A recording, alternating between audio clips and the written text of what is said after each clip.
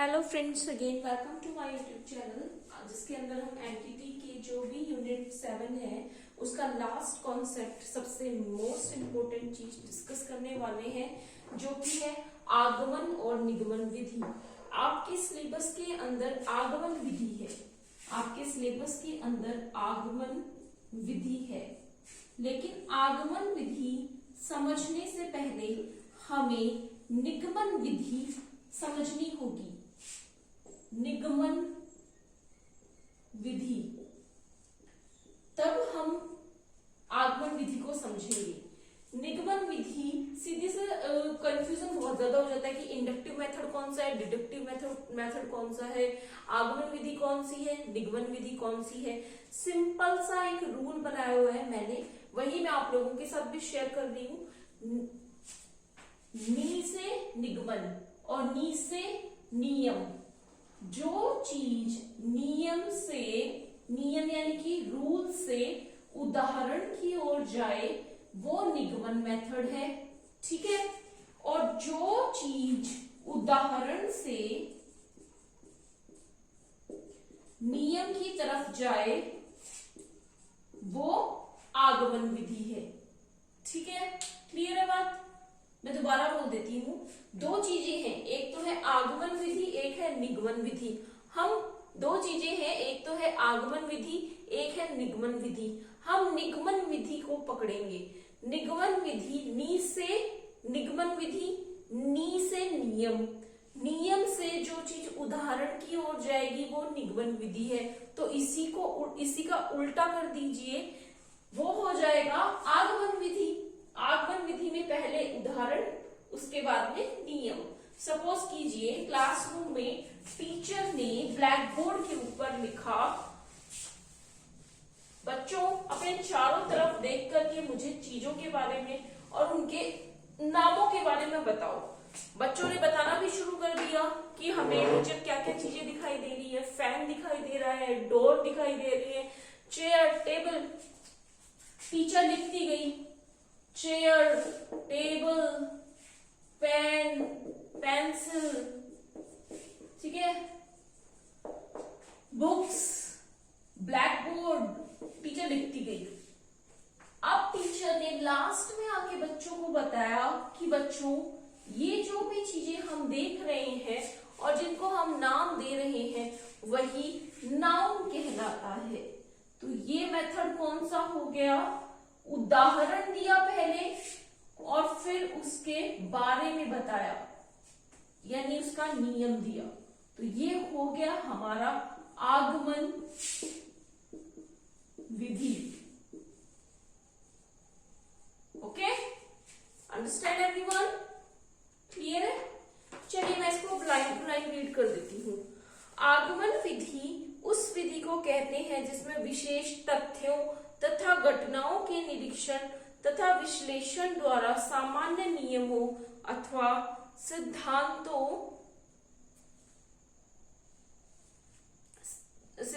का निर्माण किया जाता है।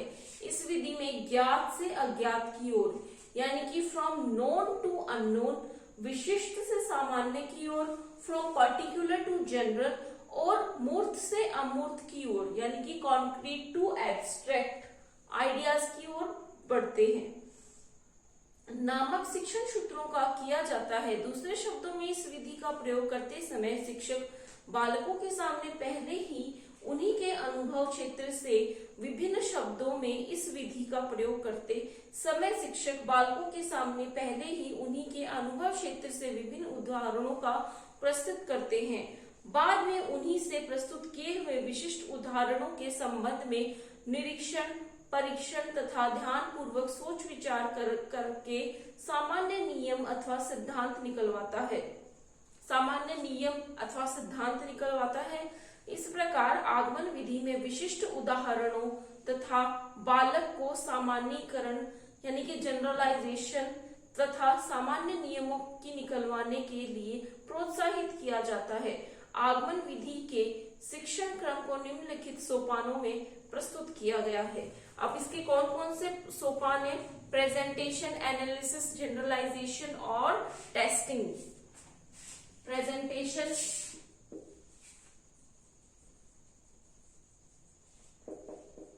एनालिसिस, जनरलाइजेशन, जनरलाइजेशन पहले इसमें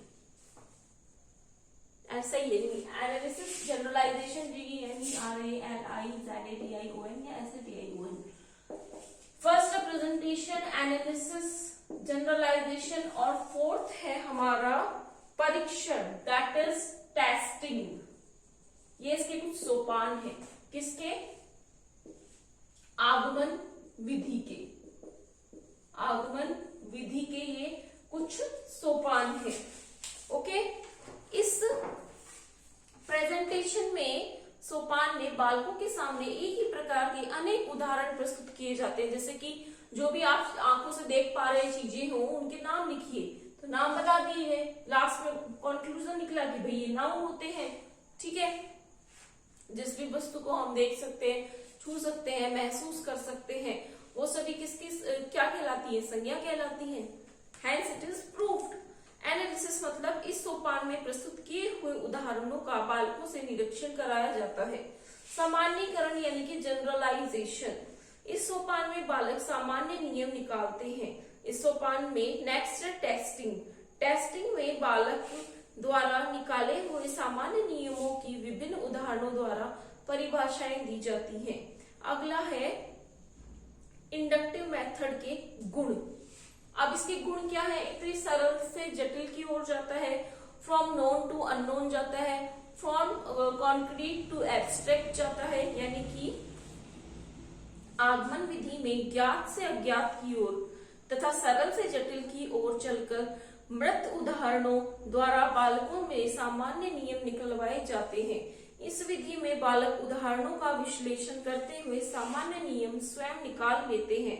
आगमन विधि द्वारा ज्ञान प्राप्त करते हुए बालक को सीखने के प्रत्येक स्तर पर को पार करना पड़ता है। इस विधि द्वारा प्राप्त ज्ञान स्वयं बालक का खोजा हुआ ज्ञान होता है।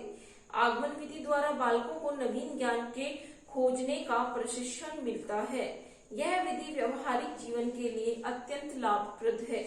आगमन विधि के दोष। अब इसके दोष कौन कौन से हैं, हम उनको जान लेते हैं। इस विधि द्वारा सीखने में शक्ति और समय दोनों अधिक लगते हैं। आगमन विधि द्वारा सीखते हुए अगर बालक किसी अशुद्ध सामान्य नियम की ओर पहुंच जाए तो उन्हें सत्य की ओर लाने में अनेक कठिनाइयों का सामना करना पड़ता है। यह विधि छोटे बालकों के लिए ठीक बिल्कुल भी नहीं है। ये विधि 6, 7, 8, 9 इन क्लासेस के लिए एप्लीकेबल है। आगमन विधि द्वारा केवल सामान्य नियमों की खोज की जा सकती है। इस विधि द्वारा प्रत्येक विषय की शिक्षा नहीं दी जा सकती। यह विधि स्वयं में अपूर्ण है। इसके द्वारा खोजे हुए सत्य की परख करने के लिए निगमन विधि आवश्यक है। ठीक है, बात क्लियर हो गई?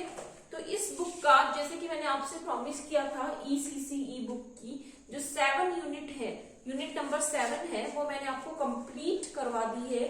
इस मेरे चैनल पे जाकर के देख सकते हैं आप। आपको कंप्लीट एक्सप्लेनेशन मिल जाएंगे। स्पेशल मेथड्स ऑफ टीचिंग हमारा आज कंप्लीट होता है, जिसके अंदर हम जो फर्दर वीडियोस हैं उनके अंदर हमने kindergarten method, project system, play group system, Montessori method, nursery education system, basic education system और डाल्टन एजुकेशन सिस्टम पढ़ा था। अब अगली बार हम क्या पढ़ने वाले हैं, नेक्स्ट जो हमारी सीरीज आएगी वीडियोस की, उनमें हम चाइल्ड साइकोलॉजी से शुरुआत करेंगे, जो कि हमारा चैप्टर 1 होगा। ओके एवरीवन, चलिए फिर आज के लिए इतना ही। Thank you so much for watching my videos. और आपको मेरे वीडियोज अगर अच्छे लग रहे हैं तो you can share my videos and do subscribe my channel also. Thank you so much everyone for watching. Take care. Good night.